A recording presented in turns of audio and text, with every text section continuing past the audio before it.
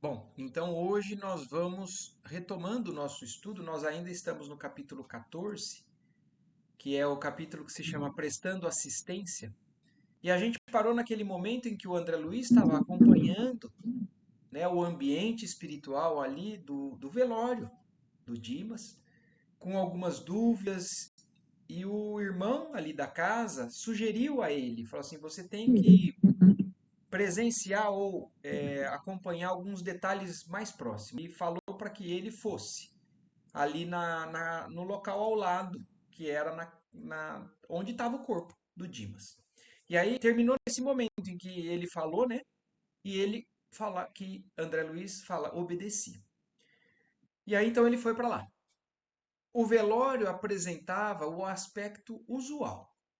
Flores perfumadas, semblantes sisudos e conversações discretas. Então essa parte desse capítulo aqui é muito válido porque a gente vivencia a necessidade de estar num velório várias vezes na nossa vida. E a gente sabe que existem padrões de, de posturas, né? Que a gente nem sempre sabe se é o ideal, se isso interfere, se isso é bom ou não, mas a gente sabe que alguns sofrem muito, outros ficam respeitosos ali ao lado, outros ficam à distância, falando coisas que não tem nada a ver, às vezes fazendo até piadinhas ou conversações que não são as mais, talvez, né, ideais para o momento, mas que tal. E isso às vezes pode acontecer até na intenção de uma descontração num ambiente onde tem já um pouco de sofrimento. Então, para descontrair, a gente falar sobre outros assuntos, isso é válido ou isso não é. Nós vamos ver tudo isso, um pouquinho de tudo isso, no capítulo de hoje. Oi, Gandolf. Oi, Adriana. Boa Oi, noite. boa noite. Então ele segue descrevendo como é que estava acontecendo ali, né? Ao pé do cadáver, propriamente considerado, quer dizer, porque era o corpo, né, a habitação do espírito que já se desvinculou ali, os amigos sustentavam reserva e circunspecção. Quer dizer, os que estavam ali ao redor do Dimas estavam reservados, num momento de pensamento, né, mais quietinhos. A poucos passos, todavia, davam-se asas ao anedotário vibrante. Então, olha isso, pouco distante desse ambiente de sentimento mais elevado ou mais intenso, piadinhas acontecendo ali. E a gente sabe que isso é verdade. A gente sabe que pessoas fazem assim, nós muitas vezes nos comportamos assim. Anedotário vibrante em torno do amigo em trânsito para o outro mundo. Pequenas e grandes ocorrências da vida do morto eram lembradas com graça e vivacidade. Acerquei-me de roda compacta em que se falava a respeito dele. Então aí o André Luiz foi próximo de um grupo que estava falando sobre o recém-desencarnado. Certo rapaz dirigiu-se ao cavalheiro muito idoso, a cavalheiro muito idoso, perguntando: Coronel, recebeu a conta? Então ali no grupo tinha um senhor de mais idade, que era um coronel, e alguém pergunta para o coronel: Coronel, recebeu a conta, a sua conta? Por enquanto não, respondeu o velhote interpelado, preparando fumo de rolo para cigarro à moda antiga. Mas não me preocupo pela demora. Dimas foi sempre bom camarada e os filhos não olvidarão o compromisso paterno. Questão de tempo. Então, olha isso. Então, a gente entende pela conversa aqui, pela resposta do coronel, o Dimas, que acabou de desencarnar, ele devia algum dinheiro, alguma coisa para esse coronel. E o coronel falou que ele não recebeu a tempo, mas que ele está confiante. Então, ele, de certa forma, não está falando mal do Dimas, está falando que a família, de uma maneira ali geral, provavelmente vai honrar com o compromisso que ele tem. Ele poderia perdoar a dívida, isso não vem ao caso. A questão é que estão falando sobre esse assunto. Algo que sabiam, e era mais de uma pessoa que sabia, porque perguntou para o coronel se ele recebeu, né, o que era devido. Ele falou, então é uma questão de tempo, eu tenho certeza que eu vou receber da família. Interessado em ressaltar as qualidades distintas do falecido e revelando suas boas disposições de historiador municipal, prosseguiu. Então, ele segue na conversa e segue não falando mal do Dimas. Olha isso. Mas ele era alguém que era cheio de conversa, pelo jeito. Ali, sabe aquela pessoa que conta história, que sabe de muita coisa da cidade, de assuntos interessantes ou curiosos. Então, mas ele continuou falando, não com a intenção de provavelmente denegrir a imagem do Dimas, do falecido. Mas ele continuou conversando. Ali, ó, interessado em ressaltar as qualidades distintas do falecido. E aí ele fala: Dimas era um homem interessante e excepcional. Então, até aí tudo bem, né? A gente imagina que isso talvez seja bom até para o espírito que está partindo. Ressaltar coisas boas ou ver o lado positivo, lembrar de coisas válidas da pessoa é uma vibração boa. E é o que ele está fazendo. Dimas era um homem interessante e excepcional. Sempre lhe invejei a serenidade. Em matéria de prudência, raras pessoas conheci semelhantes a ele. Então, olha isso. O coronel está só falando realmente qualidades do Dimas. É verdade que nunca me dei a assuntos espiritistas, mas confesso que, ao lhe observar a maneira de proceder, sempre desejei conhecer a doutrina que lhe formava o caráter. Então, olha aqui, aqui já tem uma coisa muito interessante, né? Esse coronel, o Dimas, a gente sabe que era espírita. Ele se interessava e praticava a doutrina. E o coronel, mesmo sem ser espírita, admirava o caráter, a moral do Dimas, mesmo sem ouvir o assunto de cunho religioso dele. Mas a postura, alguma coisa que o Dimas fez ou fazia, chamou a atenção do coronel a ponto de ele falar assim, eu invejo algumas qualidades dele, né? Eu não conheço, né, alguém que tenha algumas qualidades como ele. Raras pessoas conheci com semelhante prudência como a dele. Até aí, tudo muito bem. Embora a invocação dos débitos do morto. Quer dizer, então olha aqui, ó. Falou só coisa boa, apesar de ter citado a questão do que o morto devia para ele.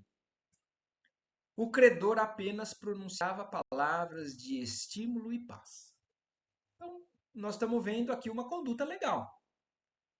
Todavia, no estado atual da educação humana, é muito difícil alimentar por mais de 5 minutos conversação digna e cristalina numa assembleia superior a 3 criaturas encarnadas. Esse parágrafo aqui eu vou falar para vocês porque eu comentei isso antes da gente começar, né? Tem alguns trechos desses livros que a gente lê, tem algumas coisas que marcam a gente. Esse parágrafo foi um que me marcou a primeira vez que eu li esse livro, porque é verdade. A gente pode estar pensando, estudando, orando, fazendo uma boa leitura, mas basta a gente cair numa roda de conversa que é fora desse assunto. Aqui, graças a Deus, nós estamos todos sintonizados agora mesmo no mesmo propósito. Mas basta sair daqui e entrar num grupo, de um ambiente social, no trabalho, em qualquer ambiente, na rua, num bar, num restaurante. Essa observação é bom que a gente se lembre. No estado atual da nossa educação humana, é muito difícil alimentar por mais de 5 minutos uma conversação digna e cristalina. Apesar da gente começar bem, rapidinho a gente vai para a tendência de falar mal. Ou de uma conversação que não tem valor, que não acrescenta nada. E que muitas vezes, na verdade, prejudica muito. Numa assembleia superior a 3 criaturas encarnadas. Então, olha isso. É curioso isso, esse comentário que ele faz. Porque em outros momentos a gente também pode pensar assim, puxa, é verdade, porque quando eu tô com um problema, e às vezes eu procuro um amigo ou uma pessoa para me aconselhar, talvez a conversa ali ela siga por mais de algum tempo na direção correta. Mas quando juntam três criaturas, não está falando que é impossível, mas geralmente a tendência da conversa, porque é o primeiro a ouvir um comentário e puxar uma observação negativa daquela conversa, que a conversa parece que vai todinha para aquele lado. Então, isso é verdade. Então, eles começaram bem. O Genial começou falando de qualidades, mas aí parece que o lado negativo ganha força. E aí, então, o comentarista modificou o diapasão de voz, olhou na direção do cadáver e observou em tom confidencial. Quer dizer, como querendo contar um segredo. Olha, ele era tudo isso. Bonito. Admiro. Mas vocês sabem do que ele já fez? Vocês ficaram sabendo disso que aconteceu na vida de tal pessoa? Ou nós vamos encontrar inúmeros exemplos de formas de baixar o padrão vibratório de uma conversa com relação a uma outra pessoa. E aí ele começa a falar, o coronel em tom confidencial. Poucos homens foram de boca segura como este.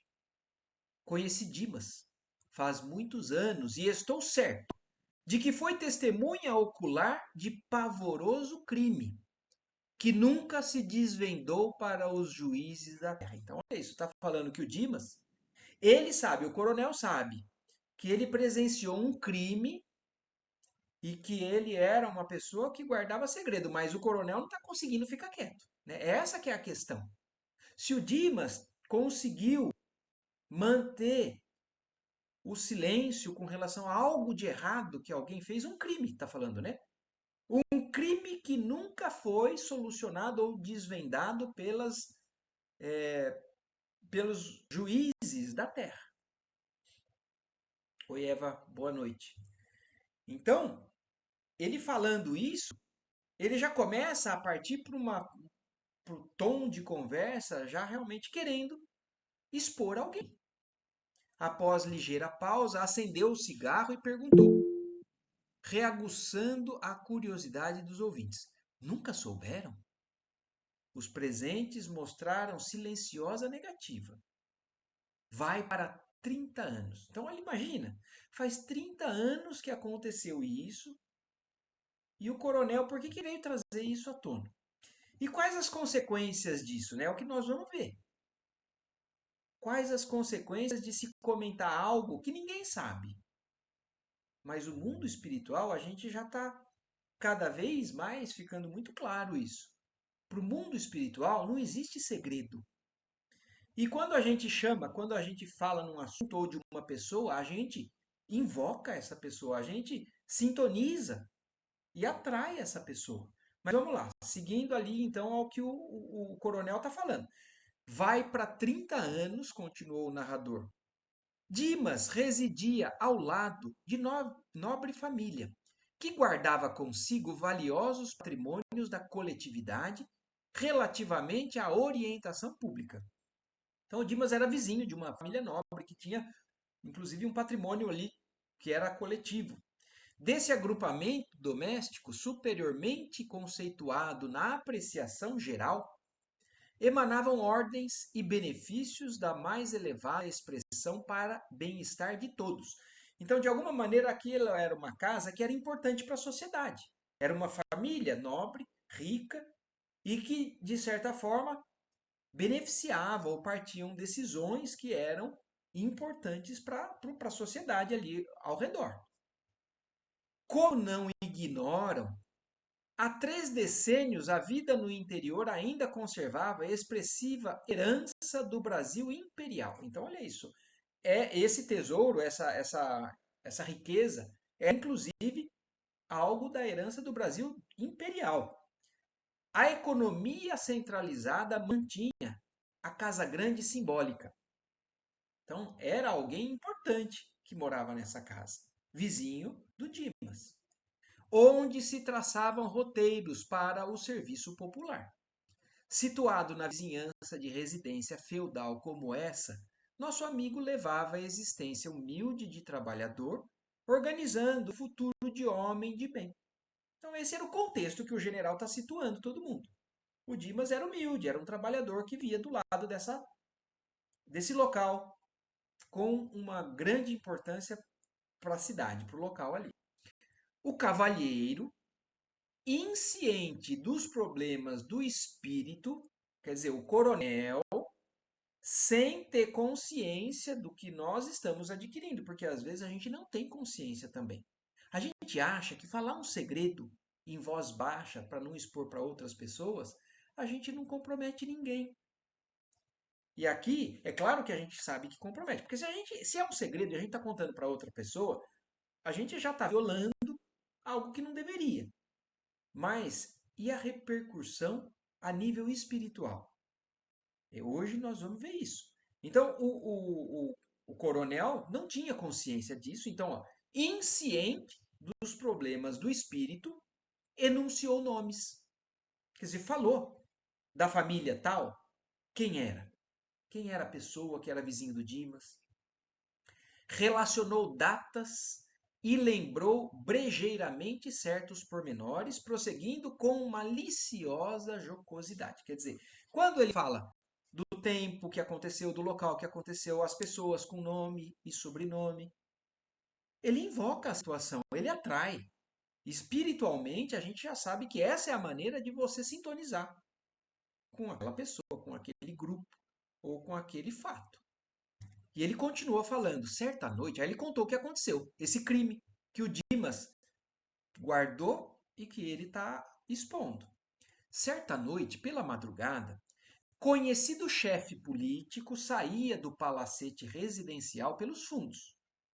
Então, o chefe político dessa casa estava saindo pelos fundos desse palacete, acompanhado de uma senhora que aparentava excessiva despreocupação consigo mesma, ao despedir-se com intempestiva manifestação de afeto. Então, o relacionamento às escondidas estava acontecendo, né? Ela provavelmente, ou ele provavelmente era comprometido. Ela não estava ligando muito, porque ela estava agindo naturalmente, mesmo que fosse à noite, mesmo que fosse num ambiente onde não tinha ninguém, mas ela estava lá fora. Não estava já num ambiente totalmente reservado. E então lá fora, despediu-se desse político com uma manifestação de afeto que é além do normal.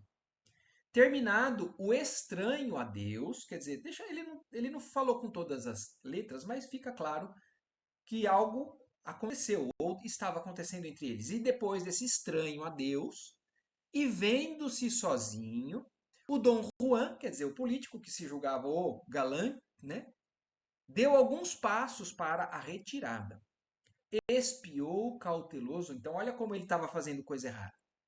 Se despediu, mas olhou a hora que ela foi embora para ver se ninguém estava vendo em torno e ia continuar a marcha quando reparou que alguém lhe observava a intimidade com a esposa de respeitável amigo.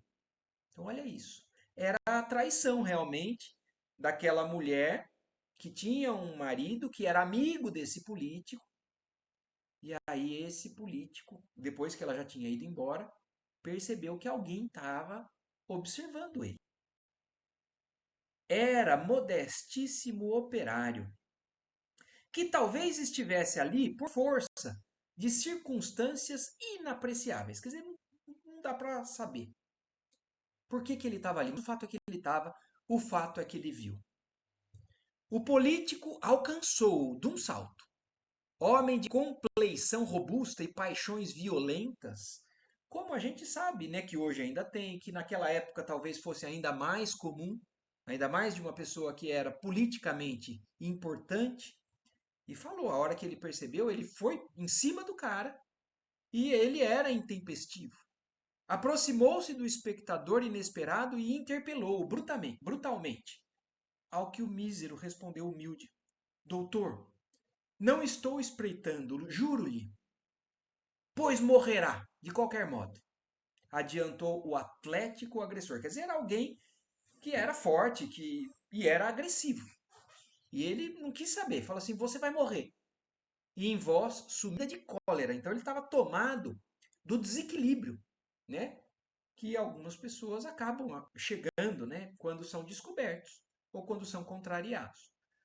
Agarrou-o pelo paletó e acentuou de dentes cerrados: vermes que perturbam devem morrer. Não me mate, doutor, não me mate, rogou o infeliz. Tenho mulher e filhos. Saberei respeitá-lo. Então, ele implora.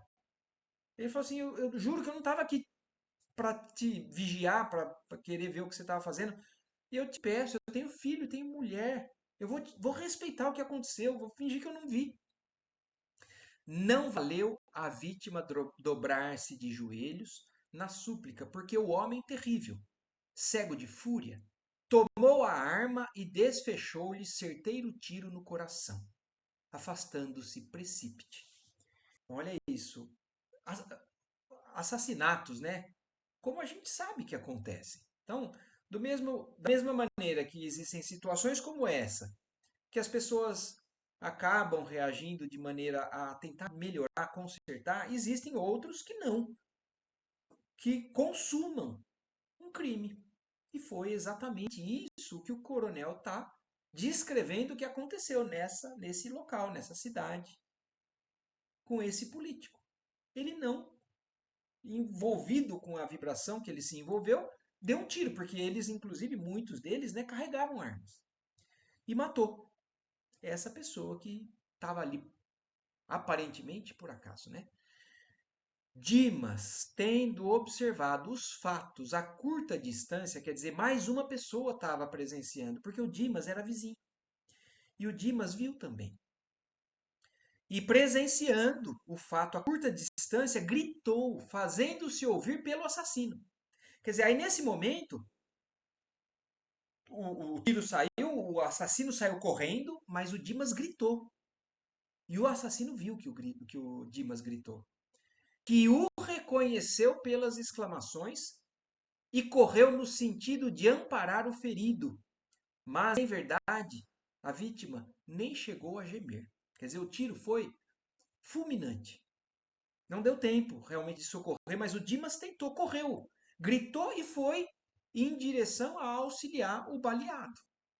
Avançando para o assassinado, quando outras pessoas de roupas brancas acorriam igualmente à pressa, por verificar o ocorrido, manteve-se o cavaleiro de qualquer atitude suspeitosa. A cavaleiro, quer dizer, o Dimas presenciou, viu, correu para acudir, mas outras pessoas também, por conta de ouvir o tiro, chegaram na cena, foram também, mas o Dimas manteve a sua atitude respeitosa. No entanto, chamado a esclarecimentos pelas autoridades, ele que tudo sabia, nada revelou. Aqui então está uma grande lição. Eu acho que eu comentei isso em algumas dos trechos passados desse livro, né? Pessoas que, apesar de saber o mal, saber a coisa errada que outras fizeram, mesmo assim resolvem não denunciar, não prejudicar mais, e essa atitude às vezes consegue transformar aquela pessoa que fez algo de errado. Eu citei, eu acho que foi aqui, o fato da avó Encarnação, que era uma senhora daqui de São Carlos, que inclusive tem uma influência grande sobre o seu João Estela, que é o nosso querido João Estela. Ela uma vez acobertou um, uma pessoa que estava fugindo da polícia na casa dela, e esse ato dela acabou fazendo essa pessoa refletir a ponto de mudar de vida. E aqui o Dimas, não sabemos exatamente o porquê, mas ele não revelou o que ele sabia, o que ele viu. Ele foi chamado a esclarecimento, mas ele provavelmente falou: não, eu não vi o que aconteceu.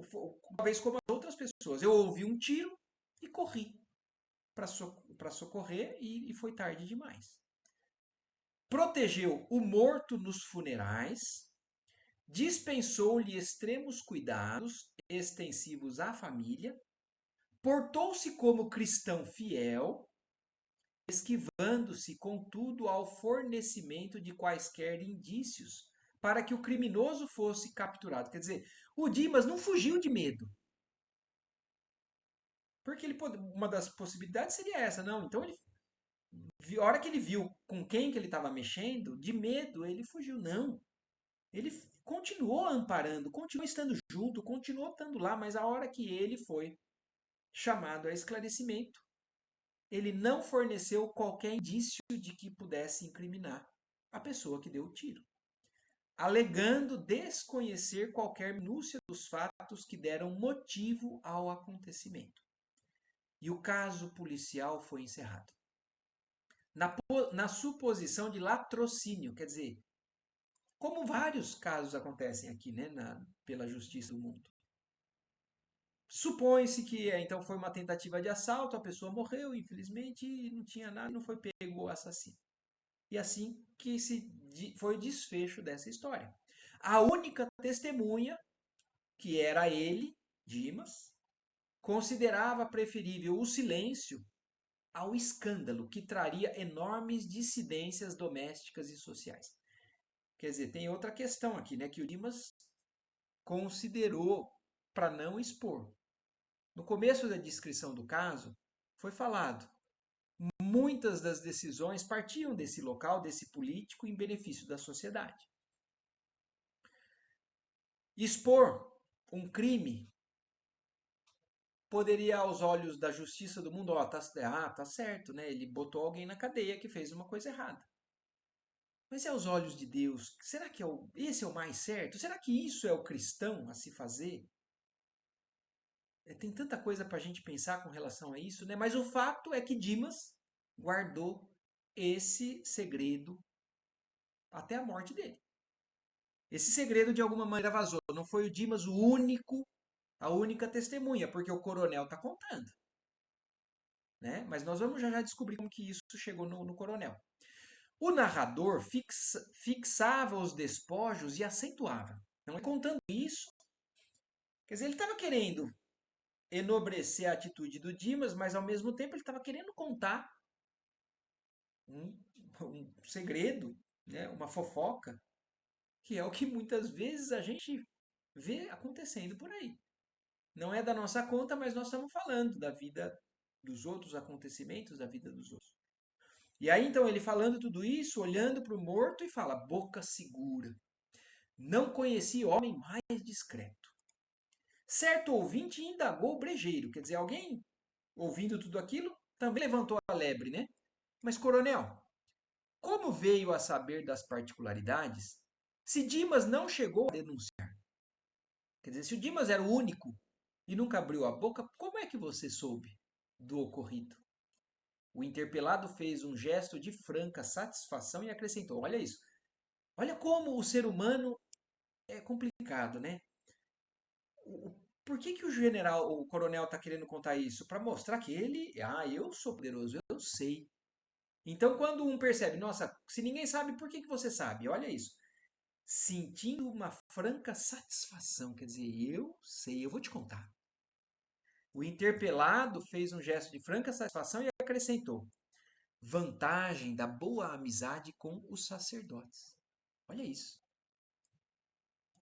Alguém, né, em confissão contou ao padre, mas existiam aqueles que eram os políticos, ou os mais importantes ali, mais poderosos, que tinham um relacionamento mais próximos com o padre. E alguns padres, a gente não pode falar que todo padre abre a confissão para outras pessoas. A gente imagina que muitos guardam também. Mas existem outros padres também que podem não ter a mesma moral, a mesma conduta, a mesma consciência. Então, se o Dimas não guardou segredo, o sacerdote que tinha amizade com o coronel, e ele fala aqui, ó, meu velho amigo, o padre F, né, não coloca nome, é claro que até para que a gente não estereotipe, fala assim, então olha o padre, relacione com nenhuma outra pessoa. Que Deus guarde. Quer dizer, esse padre já morreu também. Contou-me o fato, sumamente impressionado. Quer dizer, o padre estava impressionado também. Ouviu o assassino, quer dizer, o assassino se confessou para o padre. E o padre ficou impressionado. Porque em confissão, antes da morte dele, e obteve todos os pormenores da obscura ocorrência. Então, olha isso, esse político, antes de morrer, não aguentou a culpa e contou em confissão para o padre. O homicida, cuidadoso na exposição das faltas, quer dizer, a consciência dele queimava tanto que ele falou tudo para o padre. Não se esqueceu de nomear Dimas ao vigário como exclusiva testemunha do pecado mortal cometido. O padre, contudo, excelente amigo, cheio de experiência do mundo, não trouxe o caso a público. Quer dizer, o padre não contou para tudo, não abriu o jogo, para não falar, olha, lembre daquele assassinato, foi tal pessoa, porque o padre recebeu isso em confissão. As pessoas envolvidas no drama deixaram decência distinta e seria crueldade rememorar acontecimento tão triste. O narrador estampou curiosa expressão no rosto e rematou, apagando o cigarro. Tudo passa. Morreram a vítima, a adúltera, quer dizer, olha, até a mulher que foi, né, a adúltera também já tinha morrido, o assassino já tinha morrido, o confessor e agora a testemunha. Quer dizer, todos os envolvidos nesse crime, nesse acontecido, morreram, inclusive porque hoje a testemunha foi a última e morreu também. Certo haverá lugar fora deste mundo para fazer-se a justiça. Então ele comentando como se fosse algo que não tinha mais consequência, não tinha mais nenhuma importância a ser dito, porque todo mundo morreu.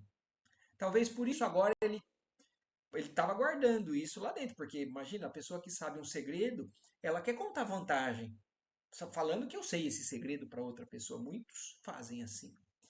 E aí falando, se aqui não houve justiça, certamente do lado de lá deve existir algum lugar que se faça justiça. Nesse momento, olhem o que está acontecendo.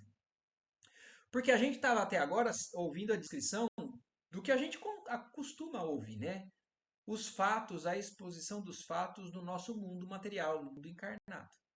Mas nesse momento, horrível figura, seguida de outras, não menos monstruosas, surgiu de inesperado.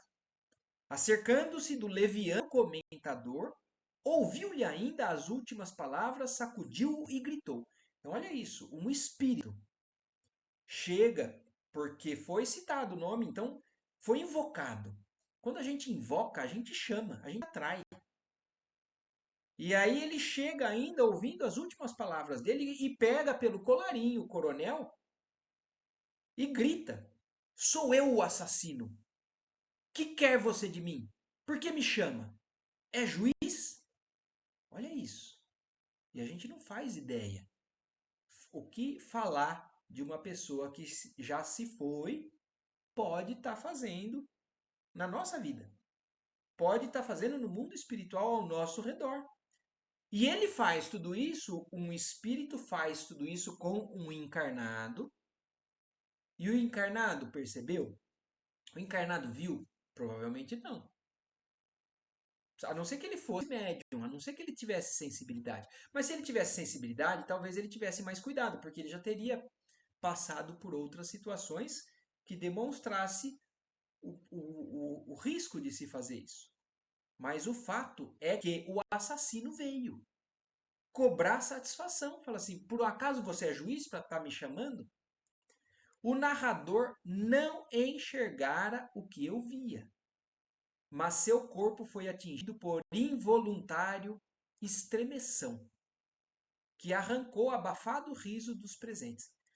Aqui outra coisa que eu vou parar para a gente prestar atenção.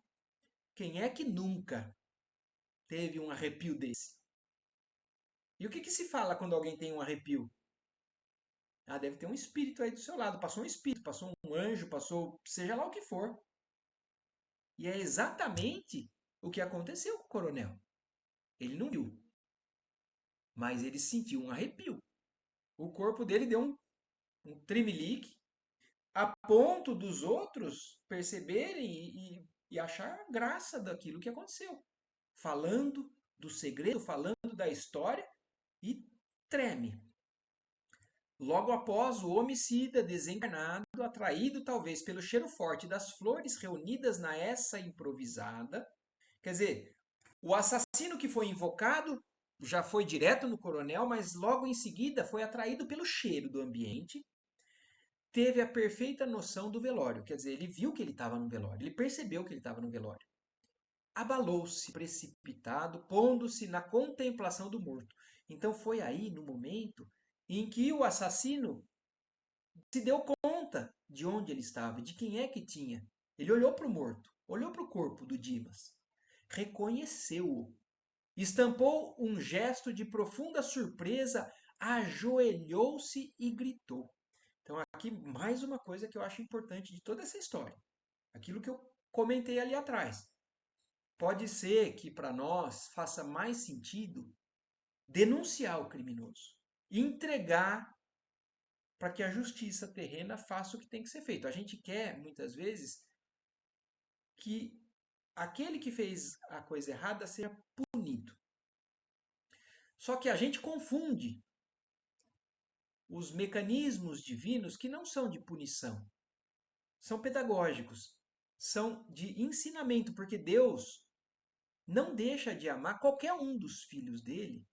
Então Deus não quer a punição do pecador, ele quer a remissão do pecador. E então, para nós, pode fazer sentido. Ah, essa pessoa fez errada e eu vou entregar ele. A gente está só satisfazendo um sentimento muito ruim que a gente tem dentro da gente, que é querer ver o outro sofrer, só porque ele errou. A gente se esquece que a gente também erra e que se o outro tem que pagar pelo que ele errou, a gente também tem que lembrar que a gente então tem que ter o mesmo peso, a mesma moeda. E se a gente consegue olhar de maneira diferente, ter compaixão, como a história da avó encarnação que eu contei, que ela de certa forma protegeu aquele fugitivo e conversou depois com ele, ofereceu comida, conselhos, evangelho, e essa pessoa se modificou. E no caso, 30 anos. Talvez possa ter parecido, foi errado o que o Dimas fez porque o assassino passou impune a vida inteira. Ele nunca se consertou. Mas não existe nunca para Deus.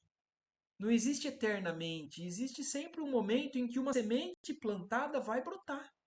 E olha o que está acontecendo. Esse assassino que o Dimas respeitou e não entregou, 30 anos depois, agora no mundo espiritual, quando vê ele de novo, se ajoelha e grita.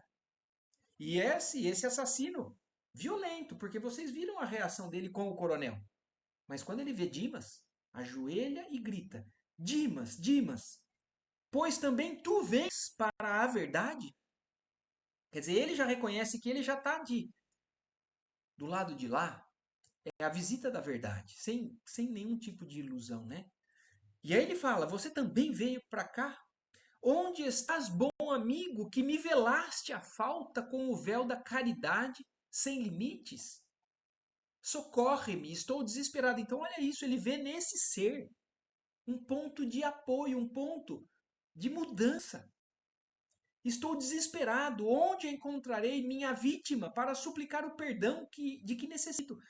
Ele nunca conseguiu encontrar aquele que ele matou, ainda por diferentes, no mundo espiritual, né? As culpas, as vibrações, ainda muito antagônicas, afastam. E ele está querendo encontrar ele para pedir perdão. Ajuda-me ainda, tem compaixão, deves saber o que ignoro. Socorre-me, socorre-me. Então, olhem como um ato que aparentemente pode ter sido julgado aos olhos do mundo errado, está começando a brotar, né, para um fruto verdadeiro. Ao lado do infeliz, em rogativa, diversas entidades sofredoras permaneciam estáticas. Quer dizer, porque vieram outras entidades, porque nessa vibração desse assassino existiam outras almas, né, do mesmo nível, que vieram junto com ele, como foi descrito. Mas Fabriciano surgiu. inesperadamente e ordenou aos invasores afastamento imediato. Então, se aquilo tudo, aquela legião, né, de espírito revoltado chegou, aí o Fabriciano, que não estava ali, porque até agora o André Luiz foi para lá sozinho e estava acompanhando os fatos que ele descreveu para a gente. E o Fabriciano estava fazendo outras coisas, mas ele percebendo o que estava acontecendo, o Fabriciano chega e afasta esses espíritos não desejados ali naquele momento. Limpa a câmara, o novo amigo dirigiu-se a mim observando. Quer dizer, o Fabriciano limpou e ainda chega para o André Luiz e faz um comentário. Garanto que este grupo entrou nesta casa por invocação direta. Então, olha como o mundo espiritual, inclusive, conhece o que acontece. O Fabriciano não viu o que aconteceu, mas ele falou assim: eu garanto que alguém chamou eles por citar o nome deles. Narrei-lhe impressionado o que vira. Então, aí o André Luiz confirmou o que o Fabriciano tinha colocado como suposição. O André Luiz falou: realmente, aconteceu isso, isso, isso. Ouviu-me calmamente e ponderou. A observação feita por nós mesmos é sempre mais valiosa. Dimas, não obstante dedicado à causa do bem e compelido a grande esforço de cooperação na obra coletiva, descuidou-se de incentivar a prática metódica da oração em família no santuário doméstico. Aqui mais algo importante para que a gente aprenda. Essa lição tem muita coisa para a gente aprender, para a gente trazer para a prática da nossa vida. Olha o que o Fabriciano está falando agora para o André Luiz. Apesar do Dimas ter trabalhado muito na causa do bem, ter um grande esforço na obra coletiva, ele deixou de ter um cuidado. Ele descuidou-se de incentivar a prática da oração na família. Eu não sei se vocês todos sabem da importância da oração no lar, do culto do evangelho no lar, que é o que o Espiritismo, pede que a gente faça um dia da semana. Escolha um dia da semana para fazer a oração em família. A gente faz as nossas orações individuais? Faz. Mas oração em família é diferente. É o que exatamente está sendo descrito aqui agora. O Dimas fazia muita coisa, orava, praticava, mas ele não incentivou essa oração no lar. E que diferença faz isso? Por isso, tem defesas pessoais, mas a residência conserva-se à mercê da visitação de qualquer classe.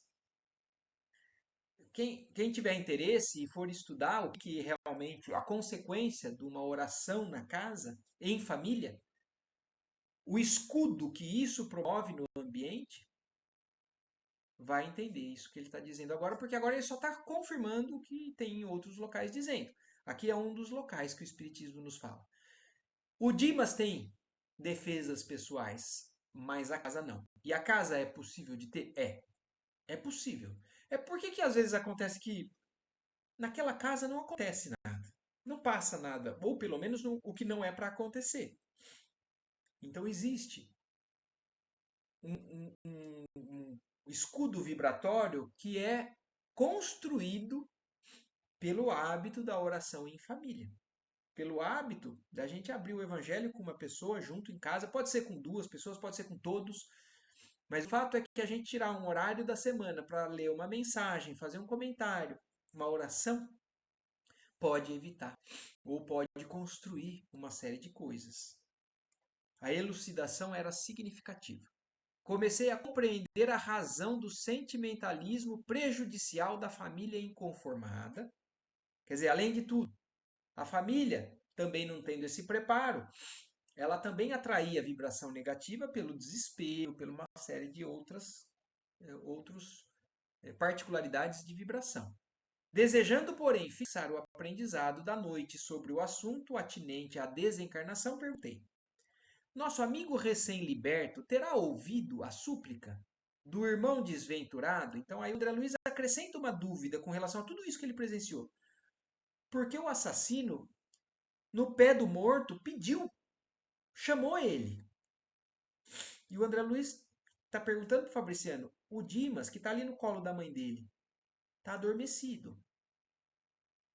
a invocação do assassino para o Dimas foi percebida? E aí o Fabriciano explica: geme, sob terrível pesadelo nos braços maternos. Porque no caso dele, ele foi conduzido a um sono para benefício dele mesmo, para ser protegido de certas coisas, que é o que está acontecendo ali no ambiente do.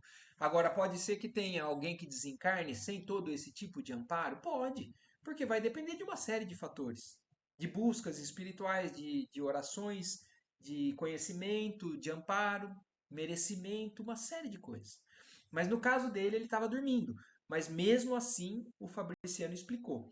Ele está gemendo sob terrível pesadelo, ao recordar o fato relatado. Quer dizer, no sonho, no pesadelo dele, na inconsciência dele ali, a invocação do assassino fez ele lembrar daquele assassinato.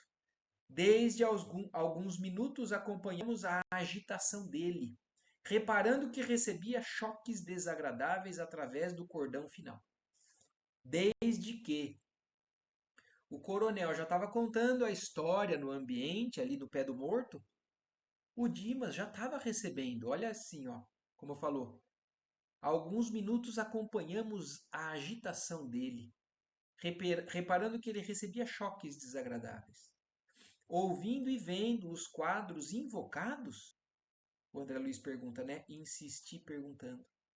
Não chegou a ver, nem a ouvir integralmente, em face da perturbação espontânea, mas vislumbrou, sentiu, oprimiu-se e torturou-se, prejudicando a reconquista de si mesmo. Então isso prejudicou o Dimas. As forças mentais estão revestidas de maravilhoso poder. Então a gente tem que ter essa consciência do poder da nossa mente, do nosso pensamento, principalmente a influenciar espiritualmente. Espíritos que estão encarnados ou desencarnados, mas é o meio de comunicação entre os espíritos é o pensamento. E indicando os grupos que continuavam conversando, acentuou sem aspereza. Nossos amigos da esfera carnal são ainda muito ignorantes para o trato com a morte. Então, isso é uma realidade. A humanidade está começando agora a ter consciência de como se comportar perante essa mudança de estágio, né, de nós de encarnado para desencarnado. É o que nós chamamos de morte. Ao invés de trazerem pensamentos amigos e reconfortadores, então isso é benéfico. É isso que nós temos que nos policiar, ou cultivar, ou entender, para que quando a gente passe por isso de novo, mesmo que a gente não consiga de pronto, mas que a gente já faça o esforço de cultivar pensamento amigo, reconfortador, prece de auxílio, não de desespero, e vibrações fraternais para qualquer um que parte. Atiram aos recém-desencarnados as pedras e os espinhos que deixaram nas estradas percorridas. Então a humanidade ainda, infelizmente, faz isso. Vai no velório e fala as coisas que agridem aquele que está partindo, achando que ele já foi, morreu. Não tem problema eu falar. Olha como tem problema. Olha como a gente ajuda ou prejudica. É por isso que, por enquanto, os mortos que entregam despojos aos solitários necrotérios da indigência são muito mais felizes. Olha o comentário que ele chega a fazer. Muitos dos que são mortos, assim, sem muita gente por perto, às vezes acabam sendo mais felizes porque não recebem tanto dardo, tanta alfinetada por parte de nós, os encarnados imprevidentes, que comparecemos num ambiente desse, ou não precisa nem estar lá. A gente já viu também que eu não preciso nem estar no velório. Se eu sei que alguém morreu e eu começo a comentar na minha casa as coisas erradas que aquele que desencarnou fez, eu estou alfinetando ele. Eu posso estar atraindo ele. Talvez, não naquele momento, aquele pode estar ainda num padrão vibratório no desencarne totalmente ainda distante, né, de vir até nós, mas pode. ou pode vir mais tarde, se a gente continuar nesse tipo de vibração, de pensamento, né? Então a gente começa a tomar consciência da importância do que a gente pensa, do que a gente fala. Ainda não havia terminado de todo as considerações quando a esposa de Dimas, num acesso de pranto, levantou-se do leito em que repousava e adiantou-se para o cadáver, repetindo-lhe o nome comovedoramente. Quer dizer, olha aqui, mostrando uma atitude que faz mal para quem foi. A pessoa em desespero vai no pé do morto e começa a chamar o nome dele: Dimas, Dimas. Como ficarei? Estaremos separados então para sempre. E o pior é que ela era esposa daquela pessoa que tinha conhecimento espírita. Mas muitos de nós, às vezes, temos conhecimento espírita, mas na hora reage de maneira totalmente diversa. Como Fabriciano se dirigisse apressado para o quarto humilde em que permanecia o desencarnado, acompanhei-o. Então aí o Fabriciano, percebendo o que estava acontecendo, foi socorrer, né, o Dimas, que estava ali não estava no pé do morto, mas ligado a ele e recebendo essa influenciação no quarto ao lado, e o André Luiz acompanhou ele. A genitora do médium fazia esforços para contê-lo, mas debalde. Pelo fio prateado estabelecera-se vigoroso contato entre ele e a companheira, porque Dimas se ergueu, cambaleante, apesar do carinho materno. Então, olha isso, o desencarnado estava descansando no colo da mãe e o desespero da esposa tirou ele desse repouso, levantou ele desacorçoado. Estava lívido, semilouco. Avançou para a sala mortuária. Então, olha isso, foi atraído para lá, para o ambiente do caixão, rogando paz. Mas antes que pudesse aproximar-se muito dos despojos, Fabriciano aplicou energias de prostração na esposa imprudente, que foi novamente conduzida ao leito, agora sem sentidos, enquanto Dimas voltava ao regaço maternal menos aflito. Olha até como que os espíritos agiram para amenizar o quadro. Ela levantou nesse desespero, começou a chamar o nome dele, e o que o Fabriciano fez? Passe de prostração, quer dizer, ela pum, desmaiou ou entrou em exaustão e foi levada para deitar. E de certa forma isso diminuiu a vibração negativa que ela estava mandando para aquele que tinha partido. O amigo esclareceu-me sereno. Há situações em que o drástico deve ser medida inicial. Quer dizer, a imposição que o Fabriciano fez foi algo meio drástico, né? Botou ela para desabar. Nosso irmão muito fez pela harmonia dos outros durante a existência e merece libertação pacífica. Então, por merecimento dele, eles estão segurando as interferências dos outros. Sinto-me, pois, no dever de garanti-lo para que se desembarace dos últimos resíduos que ainda o inclinam à matéria densa.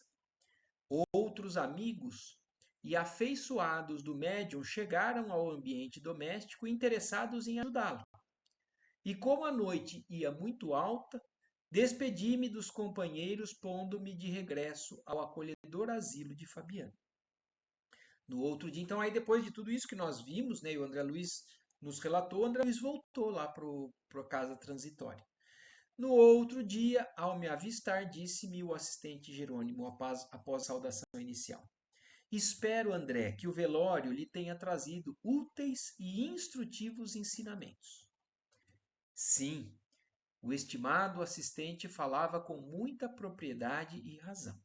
Quer dizer, de fato, o André Luiz presenciou muita coisa que acrescentou muito no entendimento dele e no nosso, né? Porque ele, por ter presenciado, nos descreve através desse livro. Eu aprendera muito durante a noite. Aprendera que as câmaras mortuárias não devem ser pontos de referência à vida social. Então, que nós também tenhamos isso como lição. Um velório não é um local onde a gente vai fazer uma média social. Não é, eu vou lá porque se não tal pessoa, o que vai pensar de mim porque eu não fui? Eu vou lá para passar e aí eu aproveito que eu tô lá. eu bato papo, eu falo besteira. Então, as câmaras mortuárias não devem ser pontos de referência à vida social, mas recintos consagrados à oração e ao silêncio. Que isso seja instrumento, né, de acréscimo para nós.